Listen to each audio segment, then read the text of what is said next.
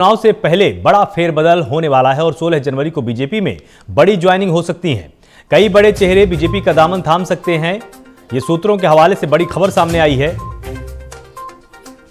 तो ये सबसे बड़ा चुनावी अपडेट सबसे पहले प्राइम न्यूज पर हम आपको दे रहे हैं। लगातार जिस तरह से समाजवादी पार्टी काफी उत्साहित है कि बीजेपी के बड़े चेहरे उन्होंने अपने साथ जोड़ लिए हैं, लेकिन अब बीजेपी ने भी पलटवार का पूरा मन बना लिया है और 16 जनवरी को कई बड़े चेहरे बीजेपी का दामन थाम सकते हैं। तमाम बड़ी पार्टियों से होंगे, रसूखदार नेता होंगे और इसके बाद से लखनऊ की सड़कों में सियासी तापमान बढ़ने लगा है।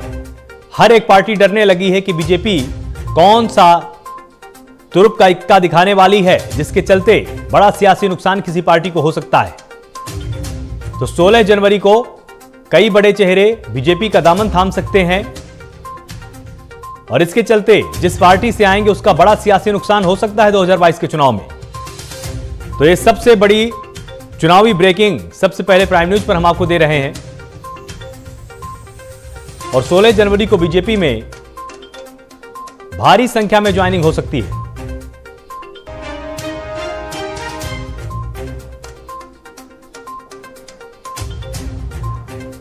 और 16 जनवरी को बीजेपी में बड़ी ज्वाइनिंग हो सकती है।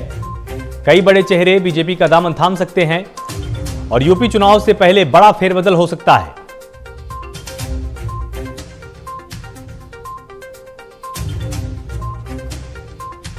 और इस पूरी खबर पर और अधिक जानकारी अपडेट के लिए हमारे साथ ब्यूरो चीफ दिवाकर त्रिपाठी यहां पर जुड़े हुए। तो दिवाकर, क्या बड़ा अपडेट है? क्योंकि अगर ये खबर सही है और अगर सूत्रों के हवाले से खबर सामने आ सकती है तो निश्चित रूप से समीकरण बिल्कुल बदल जाएंगे उत्तर प्रदेश में।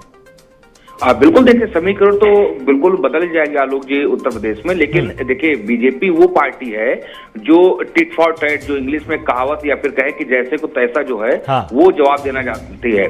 और जिस तरीके समाजवादी पार्टी ने 3 बड़े चेहरों को, 3 कद्दावर मंत्रियों को बीजेपी से तोड़ा है और कई विधायकों को बीजेपी से तोड़ा है, तो जाहिर सी बात है कि उसका करारा जवाब जो है वो बीजेपी देना चाहती है। और बीजेपी के रणनीतिकार जो है वो लगातार इसको लेकर लगे हुए हैं कि किसी तरीके से ऐसे बड़े चेहरे जो है लाए जाए, बीजेपी में ज्वाइन कराया जाए, जिससे कि समाजवादी पार्टी को तो करारा जवाब मिले ही, साथ ही जनता में भी एक कहीं न कहीं संदेश जाए कि सिर्फ बीजेपी नहीं, अन्य दल के बड़े चेहरे भी टूट सकते हैं। और देखिए सबसे बड़ी बात ये निकल के सामने आ रही सूत्रों के हवाले से कि ये जो बड़े चेहरे जो है 16 जनवरी को भाजपा का दामन थामेंगे, तो ये सिर्फ 16 जनवरी को ही नहीं, 16 जनवरी से लेकर 20 जनवरी तक अनवरत 5 दिन जो है वो ये ज्वाइनिंग का दौर चलेगा। और ये कहा जा रहा है कि पिछड़े चेहरों के साथ ही यूपी के बड़े ब्राह्मण चेहरे जो हैं वो कहीं न कहीं भाजपा के निशाने पे हैं। वही बड़े ब्राह्मण चेहरे और पिछड़े चेहरे जो हैं वो भारतीय जनता में शामिल होंगे। तो फिलहाल करारा जवाब देने का जो मूड है वो बीजेपी का लग रहा है। देखना ही होगा कि कौन वो बड़े चेहरे जो हैं जो बीजेपी में शामिल होंगे दूसरी पार्टियों को छोड़ के। जी बिल्कुल, जिस तरह से आपने कहा कि टिट फॉर टैट वाली रणनीति पर अब की बार बीजेपी काम करने वाली है और संस्कृत में इसको और भी बेहतर तरीके से बताया गया है कि शठे साठ्यम समाचरित। क्या बीजेपी अब जब इस लाइन पर काम करेगी तो इससे बड़ा नुकसान सामने वाली पार्टियों को हो सकता है? जाहिर सी बात है कि आपने देखा होगा पिछले 3 महीने से लगातार बीजेपी में जो ज्वाइनिंग का दौर वो लगातार चल रहा है और इसीलिए बीजेपी ने ज्वाइनिंग कमेटी जो है वो पूरी बना रखी है, जिसमें लक्ष्मीकांत वाजपेयी और दयाशंकर सिंह जैसे बड़े चेहरे भी हैं।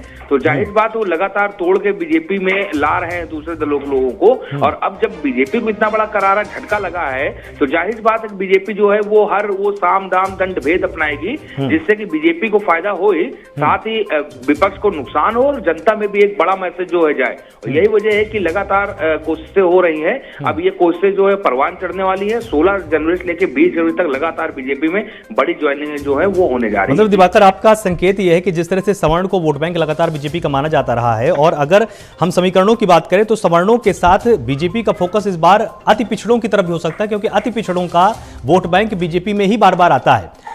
पिछड़ा वर्ग भी साथ लेंगे और इसके साथ अति पिछड़े भी अगर हो जाते हैं तो एक बहुत ही दुरूह यहां पर समीकरण तैयार हो जाएगा।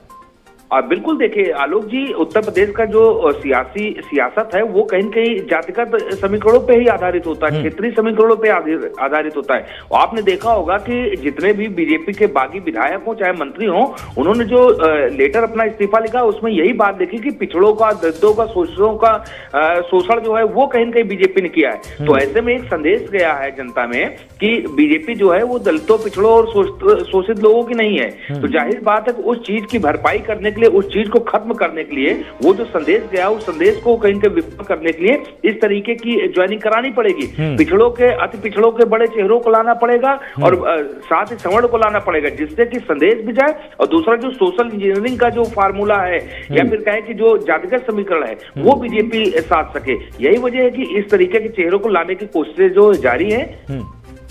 बहुत बहुत शुक्रिया हमारे साथ जुड़ने के लिए और विस्तार से जानकारी प्राइम न्यूज के दर्शकों को देने के लिए। तो निश्चित रूप से जो जिम्मेदारी लक्ष्मीकांत वाजपेयी को यहां पर सौंपी गई है, उसमें किस तरह से वो पार्टी के साथ तमाम कद्दावर पिछड़े नेताओं को जोड़ पाते हैं, ये आने वाले 1-2 दिन में तस्वीरें बिल्कुल साफ होने वाली हैं। अब आइए आपको